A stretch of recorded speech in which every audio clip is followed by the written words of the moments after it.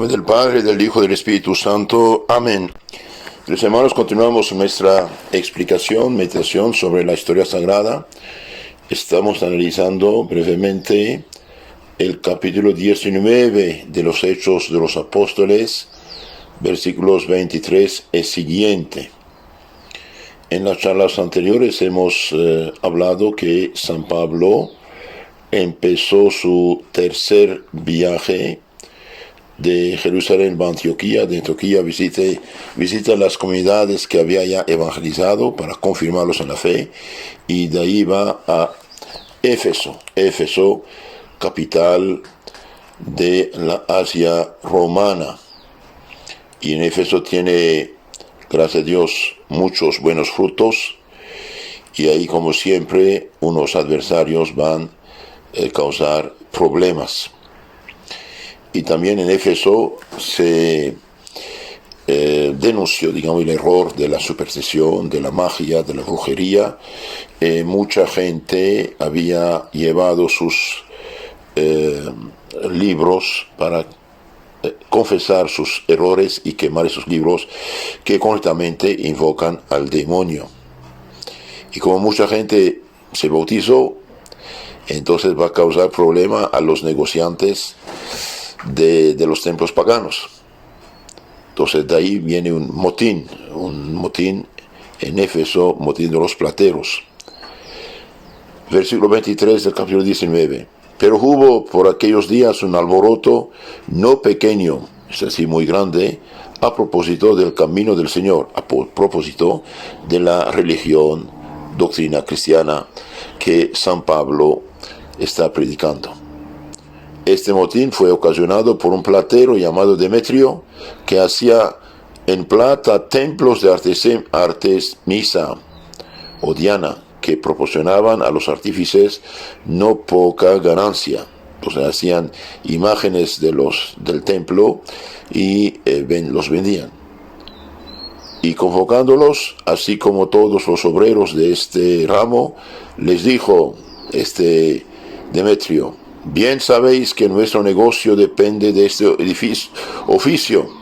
Asimismo, estáis viendo y oyendo que no solo en Éfeso, sino en casi toda el Asia, Pablo ha persuadido y llevado tras sí a una gran muchedumbre, diciendo que no son dioses los hechos por manos de hombres.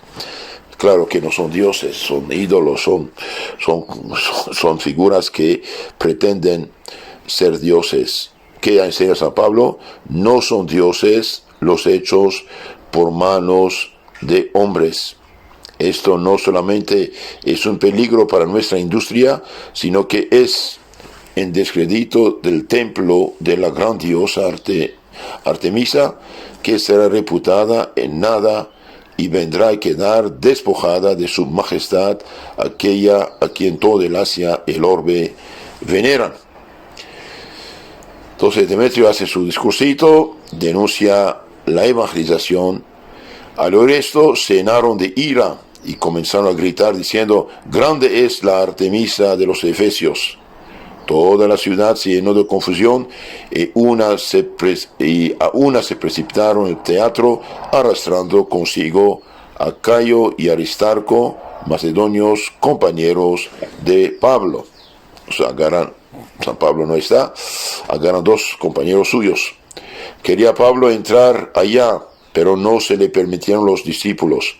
Cuando San Pablo supo el asunto, quiso ir a hablar, le dijo: no Pablo, esto no es prudente, van a apedrearte inútilmente, quede tranquilo, no vaya. Algunos de los jefes, de los magistrados, llamados asiarcas, los jefes de Asia, que eran sus amigos, le mandaron recado rogándole que no se presentase en el teatro. Entonces el mensaje ya penetró hasta arriba en la sociedad. Magistrados amigos de San Pablo, qué bueno. Unos gritaban una cosa y otros otra. Estaba la asamblea llena de confusión y muchos no sabían ni por qué se habían reunido. En esto, empujado por los judíos, se destacó de entre la multitud Alejandro, que con la mano hacía señas de que quería hablar al pueblo. Pero en cuanto supieron que era judío, todos a una levantaron la voz y por espacio de 2 horas estuvieron gritando: grande es la Artemisa de los Efesios, la disque diosa de los Efesios. Habiendo logrado el secretario calmar a la muchedumbre, dijo un discurso muy sensato: Efesios, ¿quién no sabe que la ciudad de Éfeso es la guardiana de la gran Artemisa y de su estatua bajada del cielo? Siendo esto incontestable, conviene que os aquietéis y no os precipitéis, porque habéis traído a esos hombres que ni son sacrílegos ni blasfemos contra vuestra diosa. Si Demetrio y los de su profesión tienen alguna queja contra algo, públicas asambleas se celebran y procónsules hay, magistrados superiores, que recurran a la justicia para defender cada uno su derecho. Si algo más pretendéis, debe tratarse eso en una asamblea legal, porque hay peligro de que seamos acusados de sedición por lo de este día, pues no hay motivo alguno para justificar esta reunión tumultuosa. Dicho esto, disolvió la asamblea. Entonces aquí el secretario les dice: cuidado, no hay gran motivo de hacer ese tumulto. El gobierno puede acusarnos y castigarnos. Si esto llega al oído del emperador, vamos a tener problemas. Si tienen quejas, presentan sus quejas. Demetrio y los 2 otros artesanos que presentan sus quejas para un juicio en forma. Gracias a Dios le hacen caso, y ahí se acaba este problema del motín. Entonces, Artemisa, dijimos, es el nombre griego de la diosa llamada Diana por los latinos, y se identificaba por sincretismo con la divinidad asiática quien se atribuye la fertilidad. Su imagen recibía culto en el templo llamado Artemision. Los festivales de Artemisa se celebraban con orgía y eran frecuentados por gran número de personas de las regiones vecinas, terminado con orgías, con pecados graves. El negocio de Demetrio y sus colegas consistía en vender imágenes de la diosa que muchos visitantes se llevarían como recuerdo. El éxito del apostolado de San Pablo en Éfeso se muestra no solo porque provoca la preocupación de los plateros, que veían así disminuir sus ganancias, sino también por su relación cordial con los magistrados de la ciudad.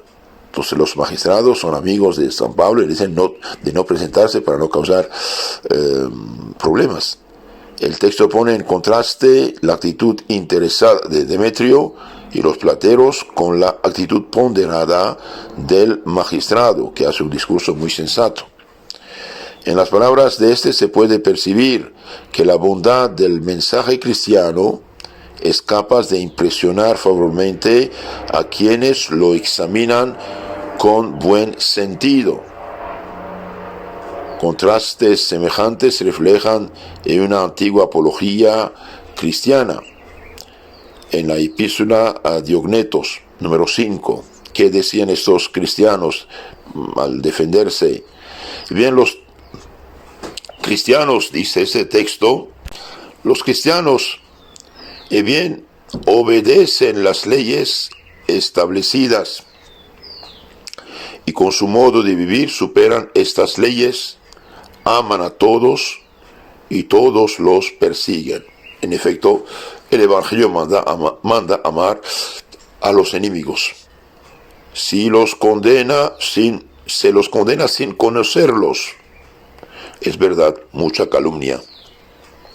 Había muchas calumnias contra ellos. Se los condena sin conocerlos, se les da muerte y con ello reciben la vida eterna. Son pobres y enriquecen a muchos, carecen de todo y abundan en todo, sufren la deshonra y ello les sirve de gloria, sufren detrimento en su fama y ello atestigua su justicia, su santidad. Son maldecidos y bendicen, son tratados con ignominia y ellos a cambio devuelven honor. Hacen el bien y son castigados como malhechores, y al ser castigados a muerte se alegran como si se les diera la vida. Los judíos los combaten como a extraños y los gentiles, los paganos, los persiguen.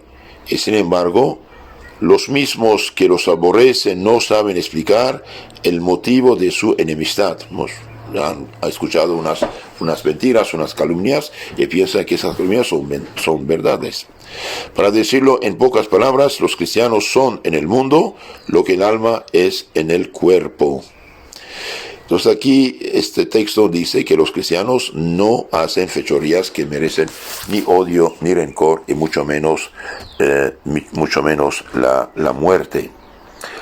Todavía no se dio nombre cristiano. Aquí dice, San Lucas menciona el término camino, el versículo 23, para referirse al cristianismo y a la iglesia. El camino, también capítulo 9, 2, 19, 9.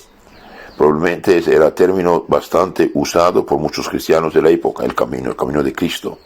La palabra camino tenía regambre bíblico, Deuteronomio 30, 15.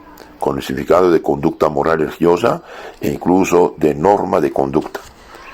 Se llama con razón camino a la predicación del Evangelio, pues es la ruta que conduce verdaderamente al reino de los cielos, dice San Juan Crisóstomo en su explicación de los Hechos de los Apóstoles 41.1. Entonces se llamó camino.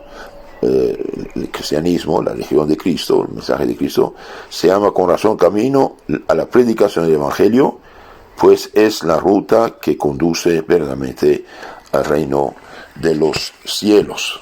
Por desgracia, nuestros hermanitos engañados con una Biblia falsificada quieren a toda costa y sin ninguna razón, sin ninguna justificación bíblica, calificar lo que hace la iglesia madre, la iglesia que empezó con San Pedro, San Pablo, estos primeros cristianos que bautizaron esos apóstoles, y bien son los que nos comunicaron el Evangelio desde el inicio, lo que formó la iglesia universal, la católica. Entonces los protestantes aprovechan de todos los pretextos posibles, por ejemplo, para criticar y tachar de malo lo que hace la Iglesia Católica. Hay diferencia, claro, entre la figura de una disque diosa de la fecundidad, cuya fiesta termina con orgías, y con lo que hace los cristianos católicos. Por ejemplo, usted va a visitar el santuario de Lourdes, de Fátima, en Portugal, de México, la Guadalupe, etc.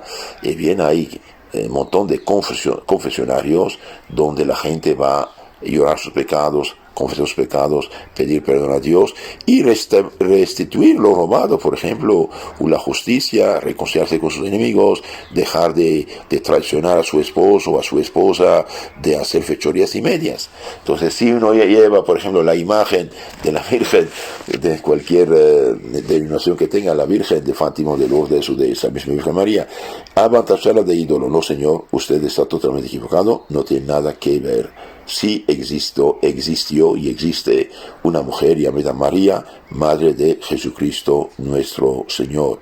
Por lo tanto, honrar a María, amar a María es honrar a Jesús, amar a Jesús, seguir a Jesús, no tiene nada que ver con los ídolos paganos. Y también llevar la imagen del santuario, no es igual.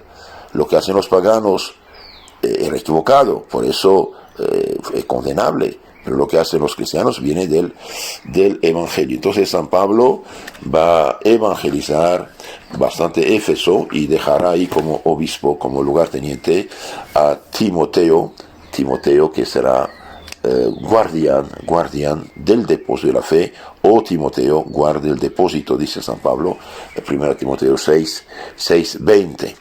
Que Dios los bendiga, la Virgen lo cuide y tenga la caridad, por favor, de enviar estas charlitas a sus contactos. Muchas gracias.